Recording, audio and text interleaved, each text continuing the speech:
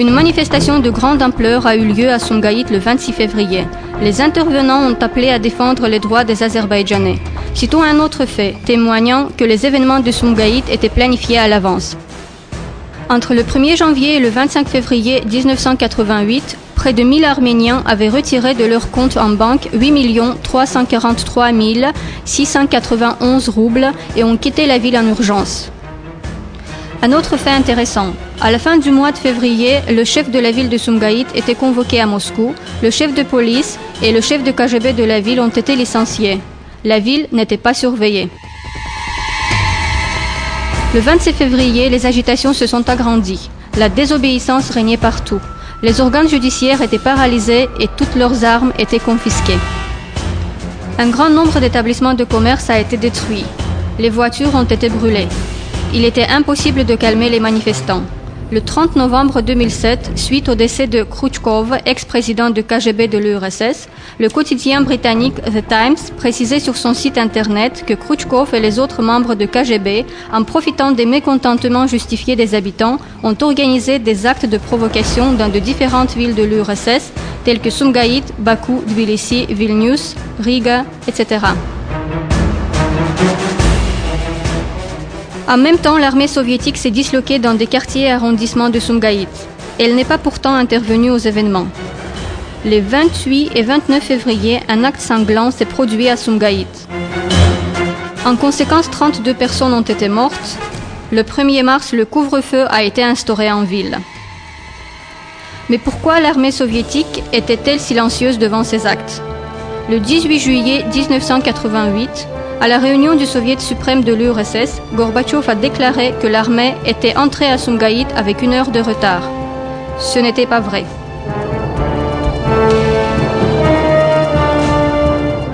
Le ministre de la Défense de l'URSS, Yazov, l'a confirmé dans son interview.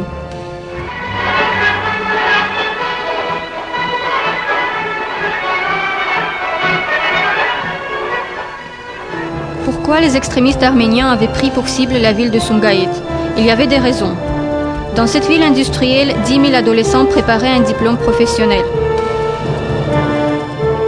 Venus de différentes régions d'Azerbaïdjan, ces jeunes étaient loin du contrôle parental. À l'époque soviétique, la ville était industriellement développée, mais il y avait des problèmes de logement. 17 000 personnes attendaient un logement. 20 000 habitants logeaient dans des bidonvilles. La situation criminogène était critique. Plus de 10 000 détenus libérés y habitaient. L'absence de chefs politiques et judiciaires compliquait la situation et augmentait les agitations.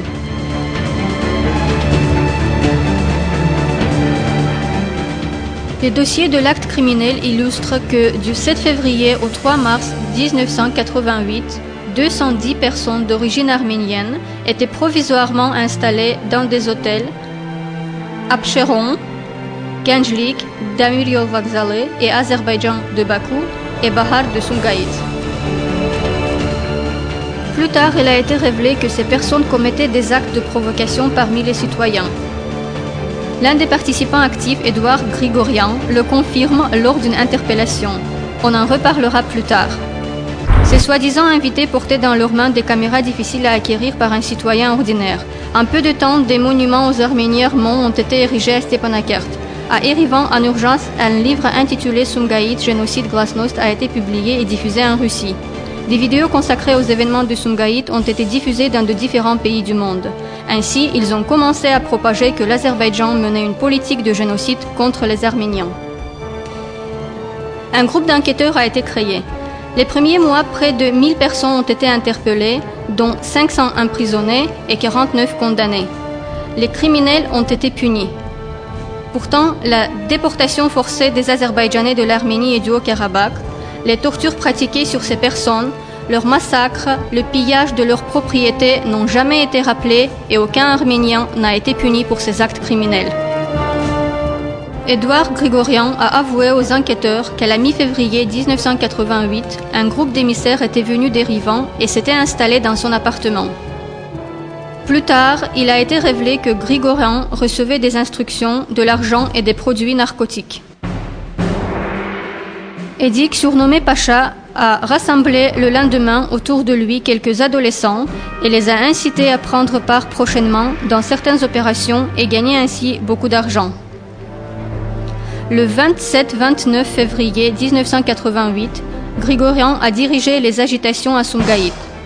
En disant qu'on tue les Azerbaïdjanais à Stepanakert, il a réuni autour de lui beaucoup de jeunes et leur a donné de l'argent et des narcotiques. Ils ont attaqué les maisons des Arméniens habitant dans de différents arrondissements et quartiers de Sumgait. Ce qui est étrange, c'est que la liste des victimes arméniennes était établie à l'avance. Grigorian connaissait les noms des Arméniens qui avaient refusé d'aider le comité Haut-Karabakh et l'association Krunk. C'étaient eux les premières victimes. L'une des premières victimes était la famille Medjloumian qui habitait dans le 3e arrondissement. Les voyous sont entrés dans l'appartement et ont frappé tous les membres de la famille. Quant à Edouard Grigorian, elle a violé Karina Medjloumian, la fille de Medjloumian, propriétaire de la maison. Enquêteur, vous avez reconnu Madame Medjloumian? Grigorian, oui, c'est elle. Les événements suivants étaient encore plus monstrueux. Grigorian, j'ai participé au désordre massif. Grigorian et sa bande ont pénétré dans la maison de Petrosian qui habitait dans le bâtiment 33 du même arrondissement. Ils ont endommagé les objets domestiques, les ont jetés dehors et les ont brûlés. Enquêteur, c'est Petrosian qui te reconnaît? Grigorian, oui, ce n'est pas la peine de parler de lui. Si vous l'aviez vu avant, il n'était pas pareil. Quand je suis entré dans son bureau, je l'ai vu trembler de peur. Enquêteur, il dit que c'était un coup de hache, mais il n'est pas mort. Grigorian, il n'est pas mort. Ne se contentant pas de tout cela, il a violé Emma Grigorian et l'a tuée plus tard. Bref, pendant les événements de Sumgait, Edouard Grigorian a tué 5 Arméniens et a violé 8 femmes. Selon les documents de l'enquête, les Arméniens Igor Oganov, Vazgen Sarkissian et Karina Kasparian, qui travaillaient dans le service d'aide médicale d'urgence de la ville de Sumgait, ont bien aidé Grigorian.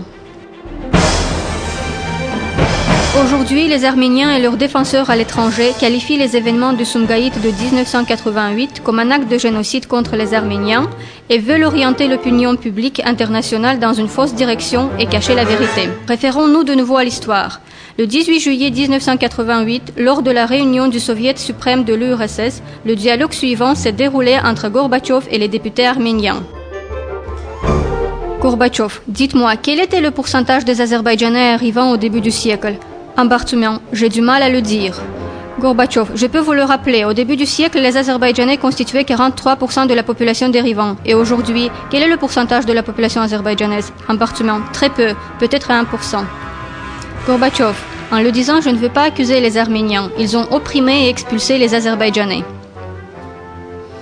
Ce dialogue témoigne que même Gorbatchev n'avait pas quelquefois hésité à évoquer la politique de purification ethnique effectuée par les Arméniens contre les Azerbaïdjanais. Aujourd'hui, aucun Azerbaïdjanais ne vit en Arménie, tandis que selon les chiffres officiels, 30 000 Arméniens continuent à vivre en Azerbaïdjan. Les événements de Sumgait étaient un acte réfléchi et planifié à l'avance. Il faut noter que si les Azerbaïdjanais n'étaient pas un peuple sage et humaniste, le nombre de morts aurait considérablement augmenté à Sumgait. Le peuple azerbaïdjanais ne peut pas être mauvais. Pendant cette période d'agitation, ils ont caché plusieurs familles arméniennes chez eux. J'aime beaucoup les Azerbaïdjanais. Eux aussi, ils m'aiment. Je ne pourrai jamais oublier le bien qu'ils m'ont fait. 20 années se sont découlées depuis les événements de Sumgait. Actuellement, l'Azerbaïdjan est en situation de guerre avec l'Arménie. 20% de nos territoires sont occupés. Les fascistes arméniens ont massacré la population civile azerbaïdjanaise.